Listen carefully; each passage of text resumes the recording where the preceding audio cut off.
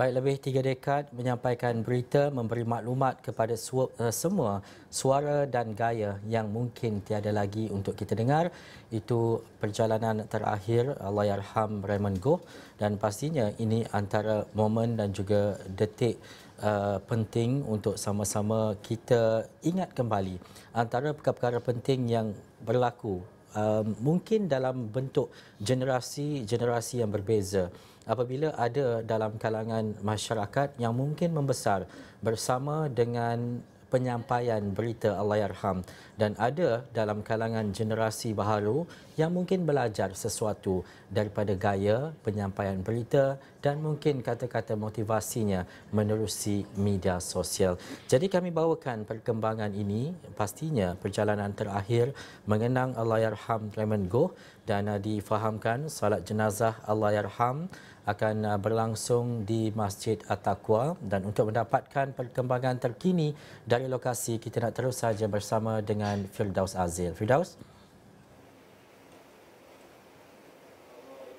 Okey, baik, terima kasih Ehsan. Seperti yang sedia maklum, saya berada di Masjid At-Taqwa, di mana di belakang itu bilik jenazah ketika ini jasad ataupun jenazah Allahyarham Muhammad Zaman ataupun Raymond Goh sedang dimandikan. Kemudiannya difahamkan, saya sempat juga bertanya kepada ahli-ahli keluarga terdekat sebentar tadi bahawa selepas jenazah selesai dimandikan dan sebagainya, maka akan diletakkan di dalam masjid ini, Masjid At-Taqwa ini, untuk memberikan laluan bagi mereka yang ingin memberi penghormatan kepada sosok yang memang kita cukup kenali sebagai seorang legenda dalam dunia penyiaran. Malah kalau boleh juga saya nak kongsikan, kalaulah kita search nama Raymond Goh itu yang memang cukup sinonim, memang cukup orang kata household name itu, bertebaran gambar-gambarnya di dalam bentuk yang ramai yang meluahkan rasa kesedihan tidak terhingga, menyampaikan rasa simpati yang teramat sangat, menyampaikan ucapan takziah dan juga ataupun mengirimkan, menitipkan bacaan doa Al-Fatihah kepada Allahyarham.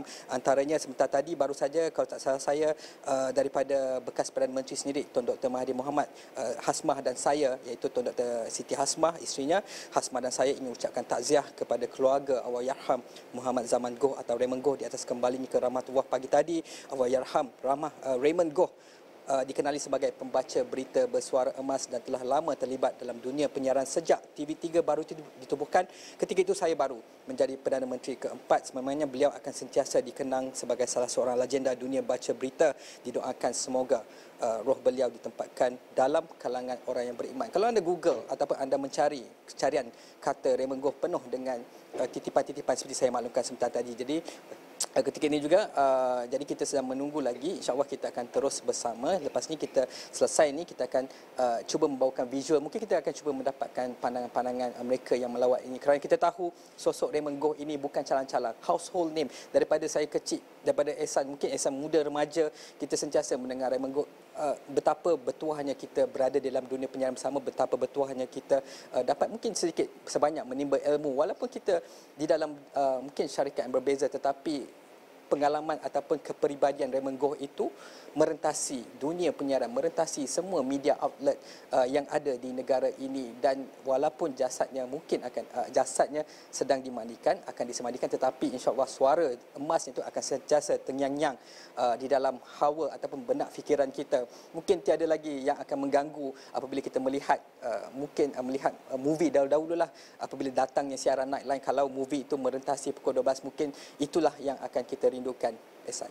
Dan satu perkara seperti yang Firdaus Azil nyatakan tadi, apabila kita bercakap, kita belajar ataupun kita menimba ilmu sesuatu, ia kadang-kadang datang secara terus kepada kita secara bersemuka dan sebagainya.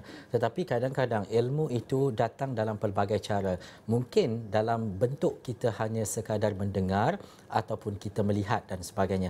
Tetapi untuk waktu ini, Firdaus Azil, kalau di Masjid At-Taqwa itu, siapa yang sebenarnya sudah ada?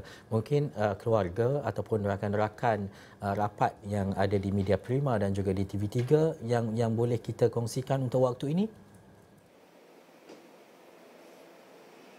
Okey, buat masa ini seperti biasa, yang paling awal selain daripada keluarga terdekat, sudah pastinya daripada kumpulan ataupun keluarga media kita sendiri.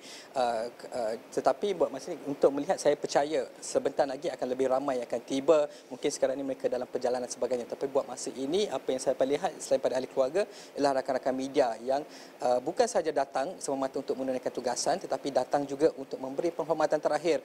Kerana dalam dunia media ini, seperti saya sebutkan, Raymond Goh tiada tolok gantinya, Ihsan. Baik, terima kasih Firdaus Azil. Perkembangan lanjut kita akan bawakan lagi nanti.